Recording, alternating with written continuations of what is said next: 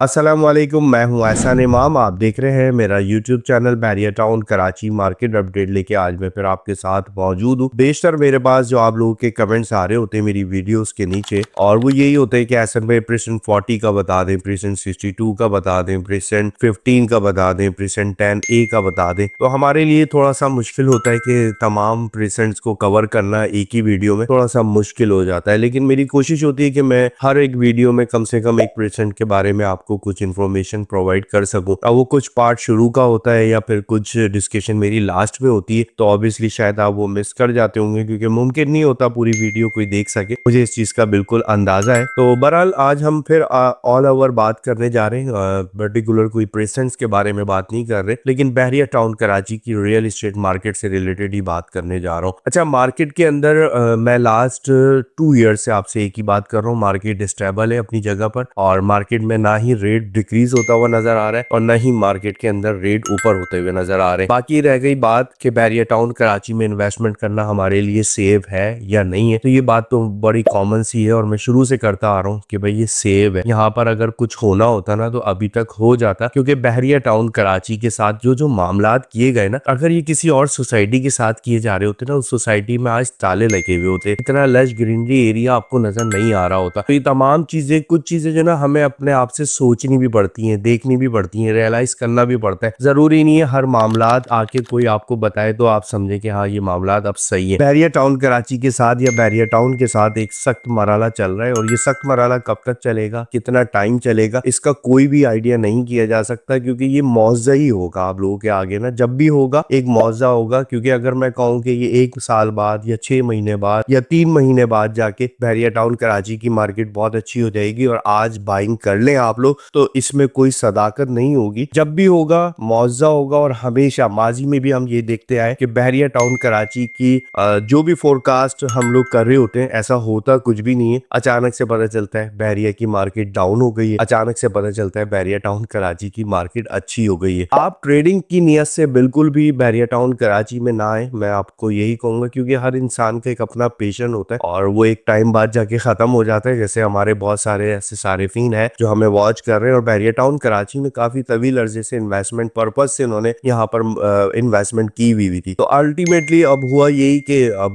Time सबर का पैमाना खत्म भी हो गया और होता भी जा रहा है, और अब कंट्रोल भी नहीं हो रहा। तो तब ज्यादातर लोग अपनी चीजों को सेल की तरफ ले जा रहे हैं, और जो सेल की तरफ ले जा रहे हैं ऑब्वियसली वो नुकसान कर रहे हैं। इस टाइम पे मैं आपको रिकमेंड करूंगा, बहरिया टाउन कराची में फ्यूचर में रिहाइश करना चाहते हैं या इमीडिएटली रिहाइश करना चाहते हैं, उस हवाले से आपके पास बड़ी अच्छी अपॉर्चुनिटीज है। चाहे वो विलाज में हो, चाहे वो 272 गज के प्लॉट्स पे हो या 500 स्क्वायर यार्ड के प्लॉट पर हो, वेरियस इन्वेंट्री आपको आपके प्राइस बजट के अंदर मिल रही है। याद रहे इस टाइम पे मार्केट प्राइस इसलिए नीचे है क्योंकि लिमिटेड परचेजर है मार्केट के अंदर, और सेलर की तादाद ढूंढने से मिल जाती है, परचेजर थोड़ा मुश्किल से मिल रहा है। दैट्स व्हाई मार्केट नीचे। और जो हालात हैं, जो चीजें हैं, जो मामलात हमें नजर आ रहे हैं, वो टाइम टू टाइम आप देखिएगा बिल्कुल बेहतरी की तरफ चले जाएंगे।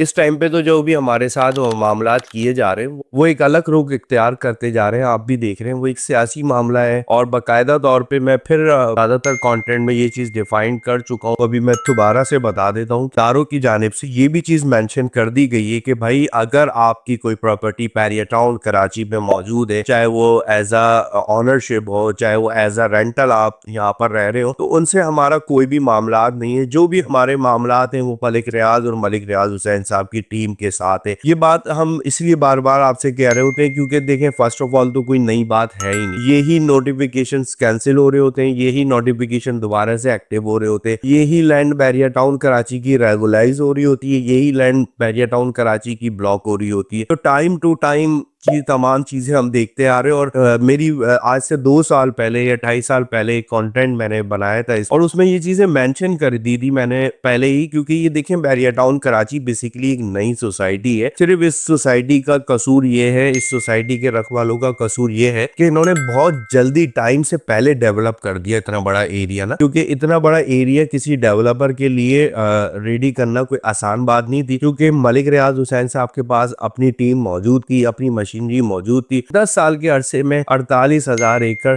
और 16,000 अराजी जो कि ऑक्युपाइड है, जहां फैमिलीज रह रही है, वो तमाम की तमाम बिल्कुल रेडी टू मूव कर दी। सिर्फ मलिक साहब की ये गलती थी, अगर इस सोसाइटी में 20 साल भी अगर प्लॉट बिक रहे होते, लोग ले रहे होते और यहाँ पर कोई विजिटर का विजिट नहीं हो रहा होता, सिर्फ इन्वेस्टर खेल रहा होता, इदारों की भी नजर में नहीं आता। जैसे और मुख्तलिफ सोसाइटीज हम देख रहे हैं कार डेवलपमेंट से, आप लोगों ने भी इन्वेस्टमेंट्स की भी होंगी।